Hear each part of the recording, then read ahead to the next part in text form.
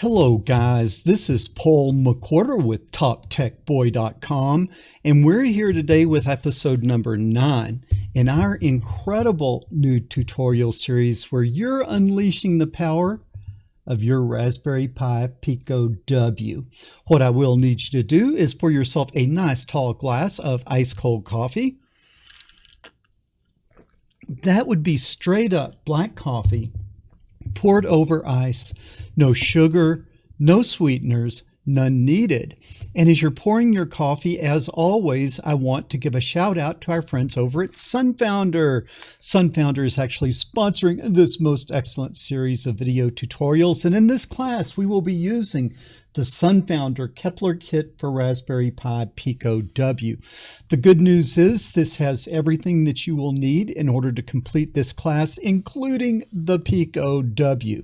Most of you guys probably already have your kit, but if you don't, look down in the description. There is a link over to Amazon, and you can hop over there and get your gear. And believe me, your life and my life are going to be a whole lot easier if we are working on identical hardware.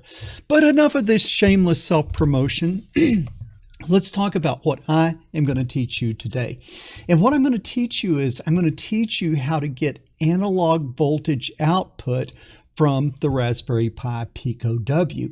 Why would you want analog output? Well, think what we've done so far with the LED. We've turned it on and we've turned it off. What if you wanted a dimmer where it could go from off to dim to brighter to bright, up and down in dimness? Or what if we had a motor and we wanted to control the speed of the motor? For those cases, what we are going to need is we are going to need the ability of having an analog output. And so that's what I'm going to teach you today. I'm going to teach you today how to get analog outputs from your Raspberry Pi Pico W. A couple of little bookkeeping things that we should talk about here. Let me get out of your way and let's come over here and take a look at this, I believe. Yes, there it is. Now, when you're working with the Raspberry Pi Pico W, the question we have to ask ourselves is, which pins are capable of generating analog outputs? And the simple answer is any of the GPIO pins are able to produce analog out, but you have to be a little bit careful. You can see over here on the left in blue it's called the these are the analog out channels. They're called the PWM channels, and you can see this is PWM 0A, 0B, 1A, 1B, and so you have all of these different analog out channels on all of these different GPIO pins. The one thing you have to be careful about, and this is a little bit confusing, is some of the analog out channels go to multiple pins. So if we would look up here at physical pin 1, that is labeled PWM 0A.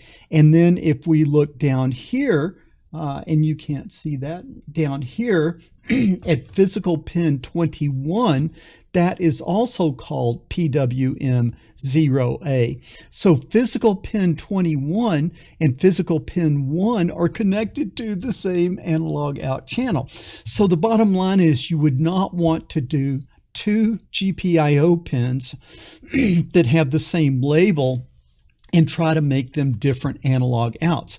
I could use 1 and 2 and 3 and 4 and 5 and 6 and so forth, but I wouldn't want to at the same time try to use physical pin 1 and physical pin 21 because they have the same label, or physical pin 22 has the same label as physical pin 2. So I hope that makes sense.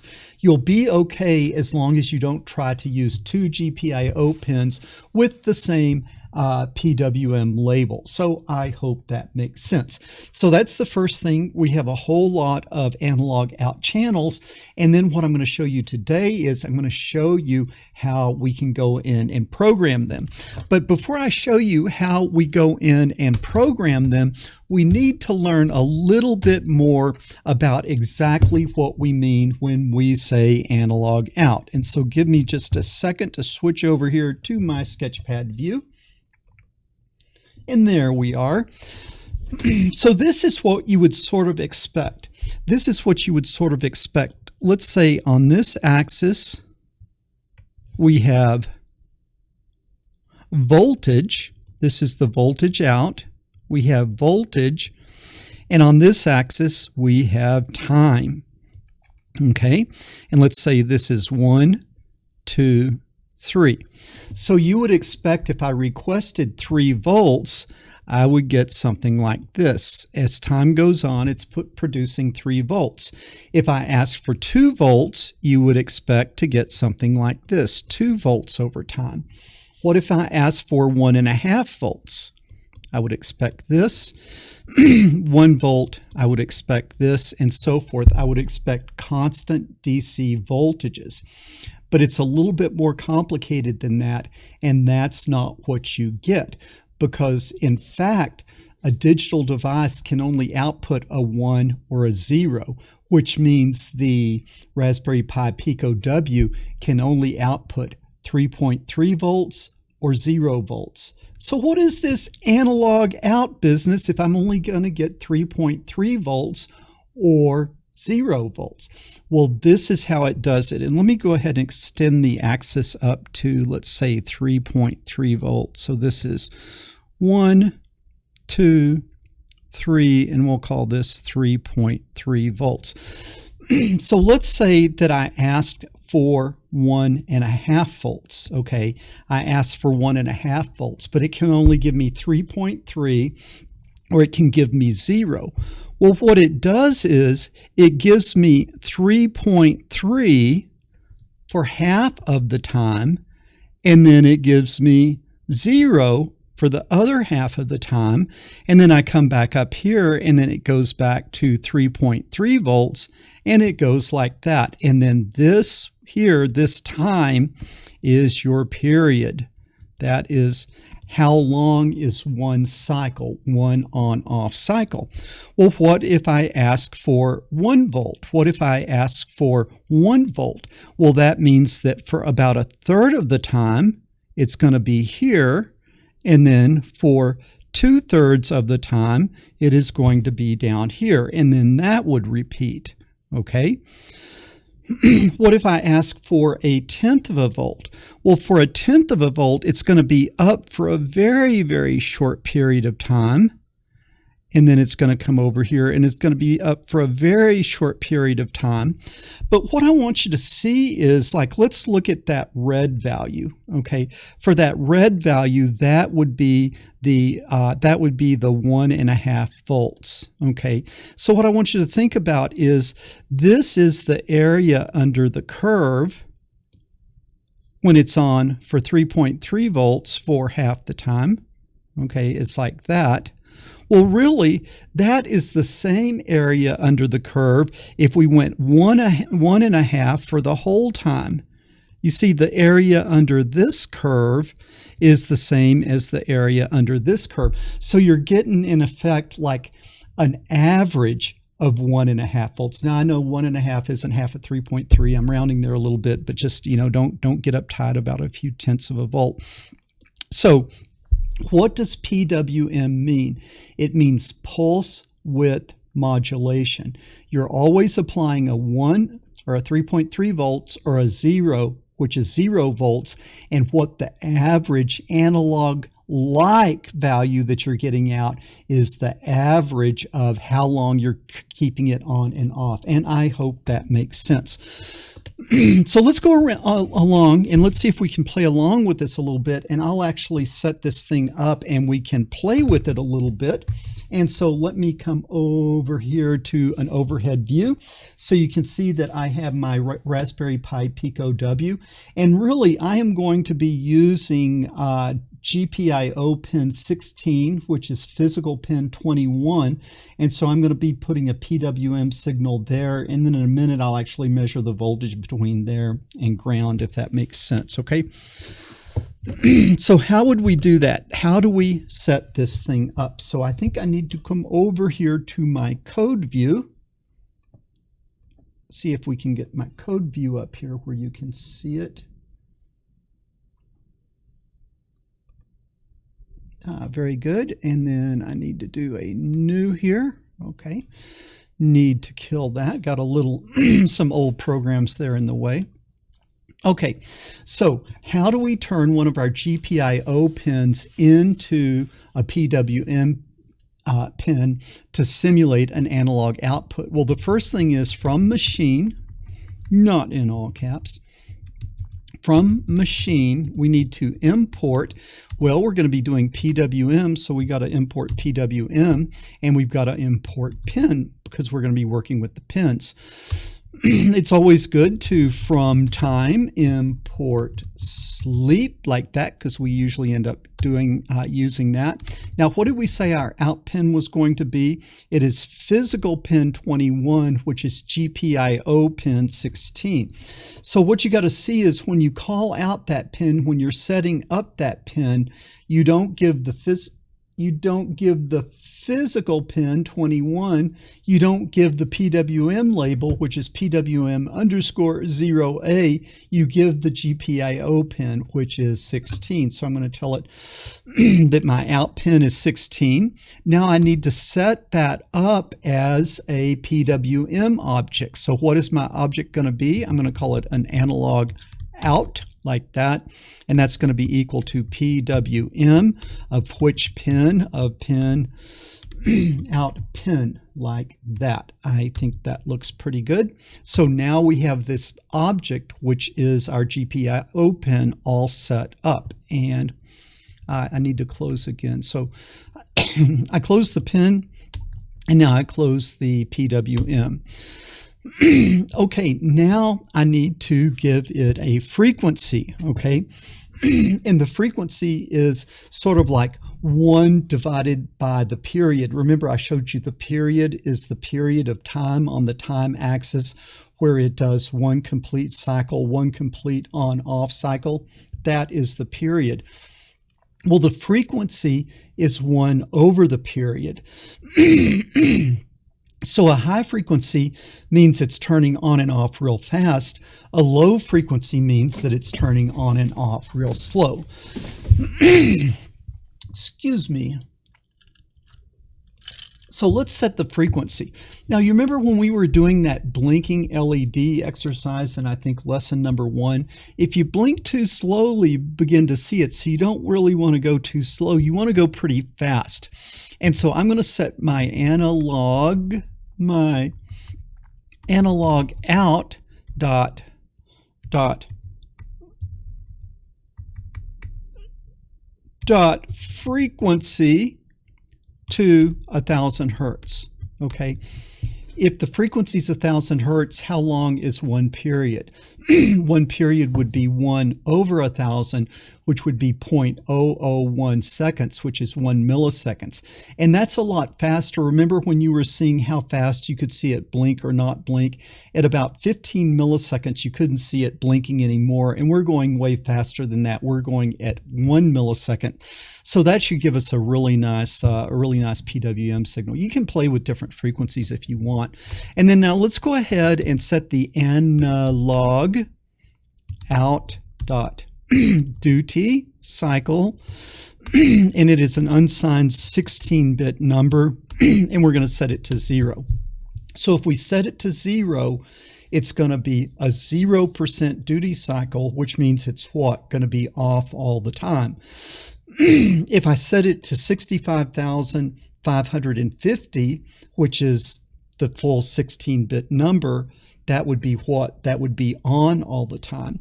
So if I wanted it on half the time, I would set it to something like 65,550 divided by 2, which would be something around 62,500, if that makes sense. So you set that number, you scale it between 0 and 65,550, and then that will set your duty cycle.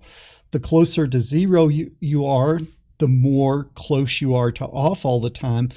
The closer to 65,550, the closer you are to on all the time, if that makes sense. But we're going to start with just no voltage. We're going to start with it off. Okay, now we're going to set up a while loop. So I'm going to say while true. When is true true? True is always true. So we have created an infinite loop. Now we want to find out from the user what voltage do they want to put in. So I'm going to say my voltage is equal to float, because we want it to be a number, of the input of the prompt. What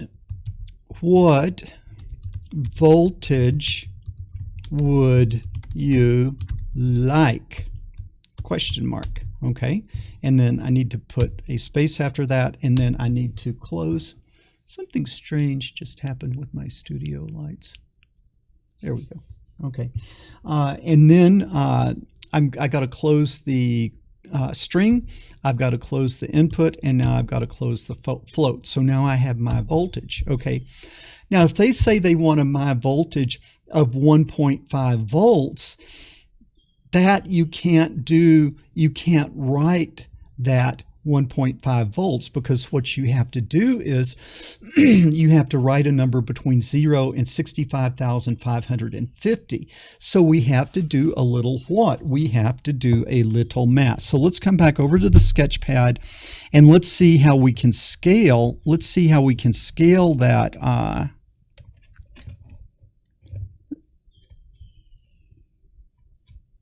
Okay, I think we'll get this now. All right, here we go. Let me switch over here. So let's go in and let's do that math so we can figure out how to scale. The user is going to input a number between 0 and 3.3 volts, and we've got to turn that into a number between 0 and 65,550. So let's clear this, and so let's think what the math is going to be. If they input 0 volts, what do you want to write to the PWM pin? You want to write 0. If they say that they want 3.3 volts, we would want that signal high the whole time, so we would want 65,550. Like that. So this is our point 1, and this is our point 2. Now we've got to find the equation of a line, but it's going to be pretty easy, because M is equal to Y2 minus Y1 over X2 minus X1, and therefore this is going to be Y2 over here, so this is going to be 65,550 minus Y1, which is 0, over X2, which is 3.3. Should have put a 0 there. Minus 0. And then we have the slope is M is equal to 65,550 divided by 3.3. So that is our slope. Now the equation of the line is Y minus Y1 is equal to M onto X minus X1. Y1 is 0, X1 is 0 up here. And so now I have Y is equal to M, which is 65,550 divided by 3.3 times X. So that's the equation of the line. Now this would be, this Y is going to be our PWM val. So I'm going to call the Y PWM val is equal to 65,550 over 3.3 times X, which is our voltage. So we'll just call that my voltage. That's the voltage the guy wanted. My voltage. Okay.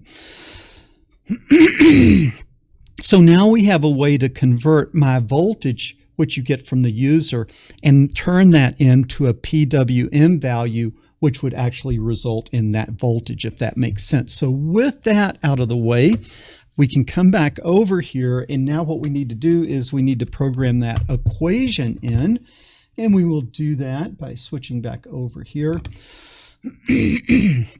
So now what I'm going to do is I'm going to calculate PWM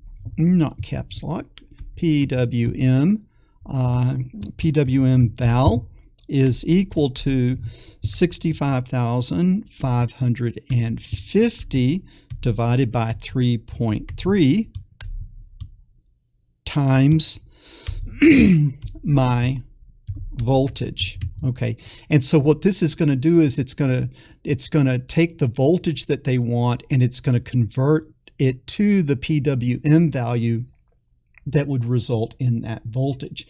Now, how do we actually write that PWM value? We do that by going to analog. I have a typo up here. Doesn't count if you catch it before you run it. Analog out my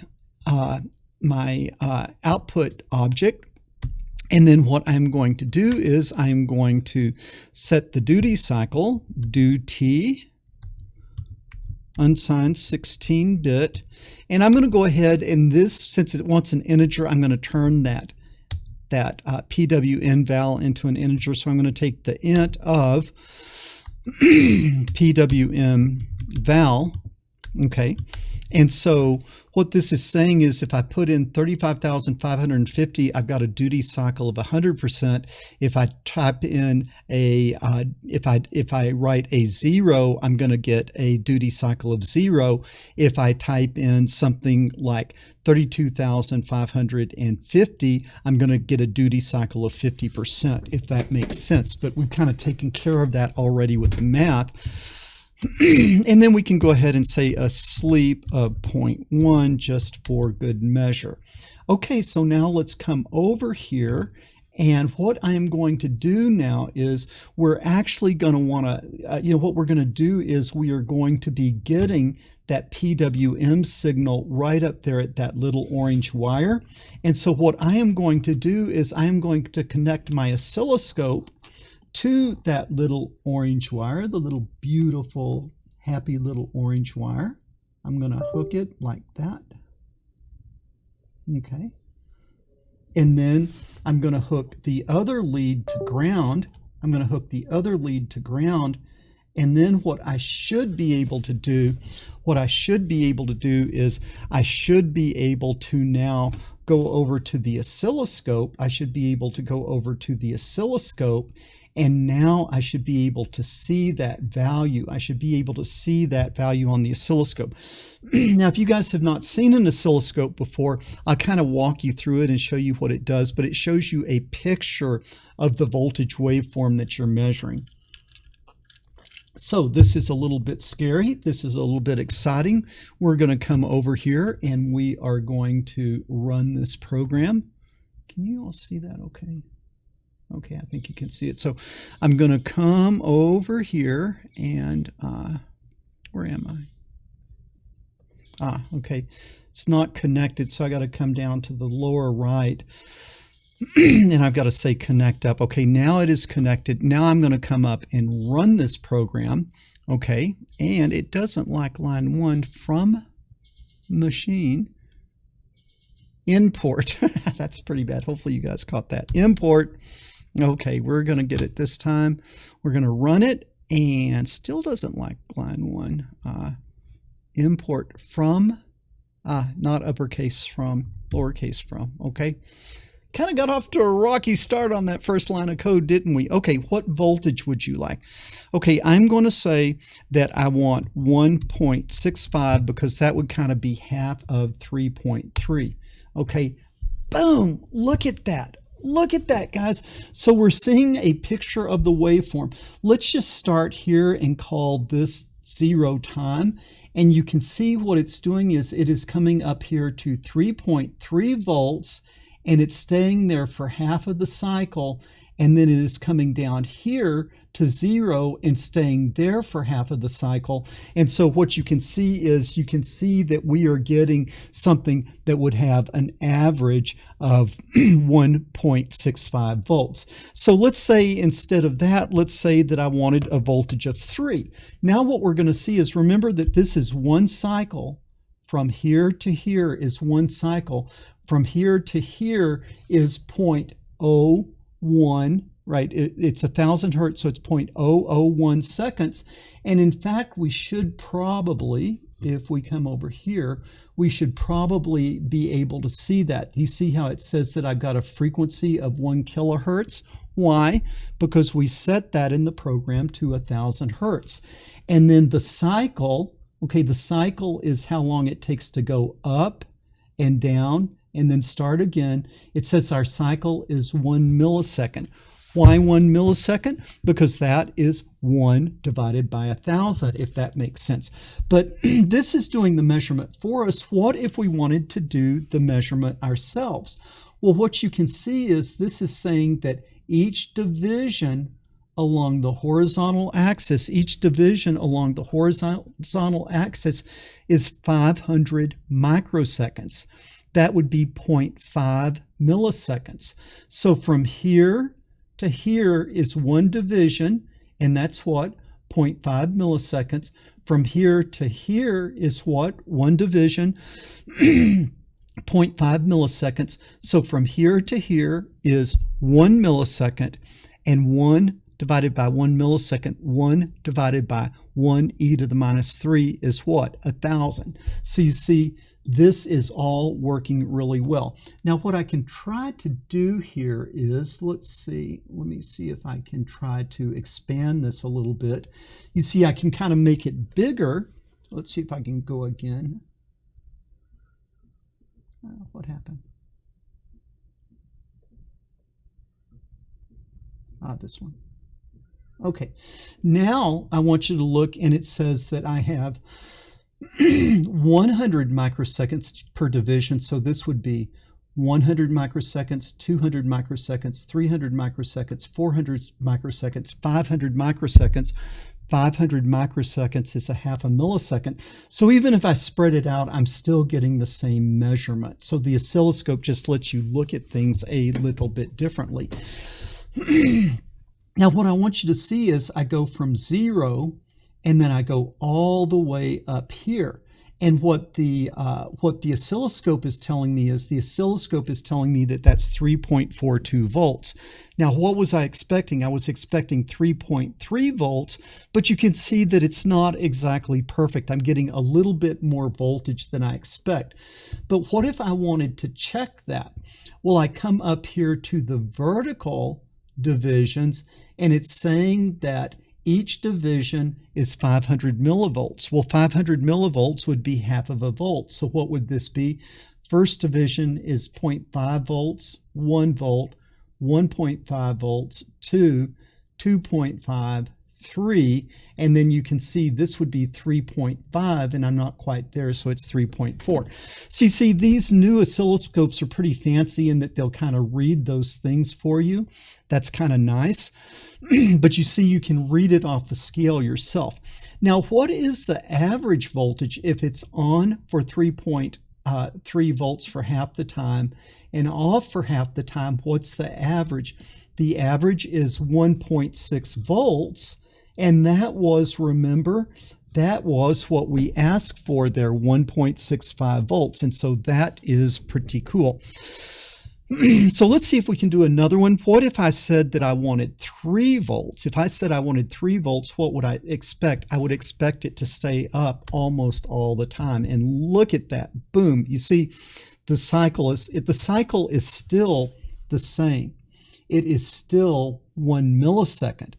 But of your millisecond now, it is on for most of that millisecond, and it's off for just a little bit of that millisecond. So now let's say, what if I wanted 0.3 volts like that? 0.3 volts. And here you can see you still have 1 millisecond duty cycle, but it is on for a very small amount of time, like 10% of the time.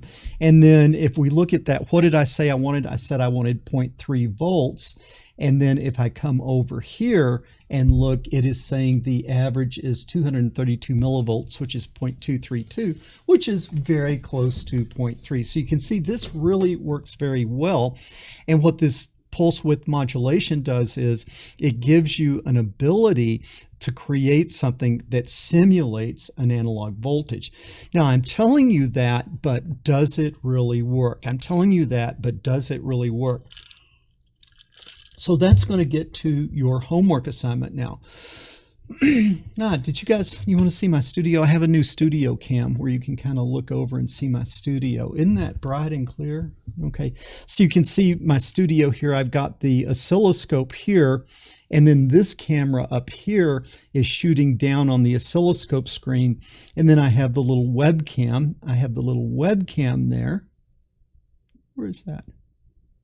How come you can't see? Oh yeah, the little webcam there, and then that is taking a shot down here of my Raspberry Pi Pico, and so it's kind of hard to really show you. It's kind of hard to really show you the oscilloscope screen. Now, if you guys are interested, I've got a link down below if you guys want to get an oscilloscope and kind of start learning it. And if enough people are really interested, I could do a class on this oscilloscope. You know, you could probably spend probably 10 or 20 lessons learning how to use this. Now, what I did today is I just sort of showed you how to read the screen and how to read time on this axis and voltage on this axis. And it's kind of like the, you know, volts per division times the number of divisions as the volts. I showed you that. But then all these buttons and functions over here, that might be a pretty interesting class. Okay. Now, what is your homework assignment for tomorrow? Your homework assignment is to now create a circuit. And what you're going to do is you're going to ask the user for the voltage that they want to apply to an LED, and then you need to do a little math to turn that into a PWM duty cycle, and then apply that to a pin, but have the LED hooked up to that PWM pin. Don't forget your what? Don't forget your current limiting resistor, and then see, like if you type in 3.3 volts, you would expect the LED to be what? Fully bright. If you typed in 1.5 volts, you would expect it to be half bright. If you typed in 0.1 volts, you would expect it to be dim. And so kind of putting in values between 0 and 3.3 volts, you should be able to create a dimmable LED. And that is your assignment for tomorrow. Man, guys, I hope you are having as much fun taking this class as I am making it. This PWM is really, really important. And so we're going to spend a couple of lessons on it. Your first homework is kind of easy. You're just going to sort of create a simple dimmable LED, and then we're going to take it up a notch, and then we're going to take it up one more notch. And so I would imagine, 1, 2, 3, 4, probably 4 lessons on PWM, so that you really get comfortable in understanding it, understanding how to use it, and understanding how to do useful things with it. Sound good? I hope it does. Guys, if you enjoyed this lesson, be sure to give us a thumbs up. If you haven't already, make sure that you subscribe to the channel. When you subscribe, make sure you ring that bell so you get notifications when my new lessons come out. And most importantly, share this with other people, because the world needs more people doing engineering and fewer people doing silly cat videos. And don't forget to post your homework to YouTube. When you do your homework, make a video of it, post it to YouTube. In your description, leave a link back to this lesson. And down below in the comments, leave a link over to your homework solution. I'm really encouraged. A lot of you guys are posting your homework, and a lot of guys are starting to look at other people's solutions. That's really good. We are starting to get a little bit of community develop here. Paul McWhorter with TopTechBoy.com. I will talk to you guys later.